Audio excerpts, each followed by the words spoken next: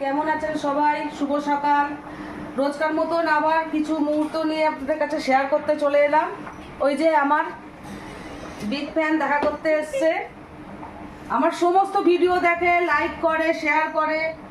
আর এই যে আমার এই যে জামাই, ও এখন এই কাজ করছে। আর বলো চিংড়ি মাছের রেসিপিটা আমি করতে বলেছি। এই যে চিংড়ি মাছ নিয়ে এসছে, গলদা চিংড়ি। ওই কাঠি ঢোকাচ্ছে, এটা ভাজবো যাতে ভালো মতন ভাজাটা হয়। আর আমি সর্ষে বাটা দিয়ে করবো না, এই আদা রসুন পেস্ট করে মাখো মাখো করে রান্না করব। এটা আমাকে একজন শিখিয়েছে, এই যে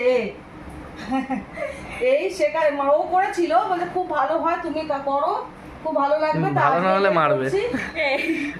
আজকে করছি। টমেটোটা একটু বেশি দিলে ভালো হয়, হালকা হালকা একটু টক টক হবে। ওই বানাচ্ছি।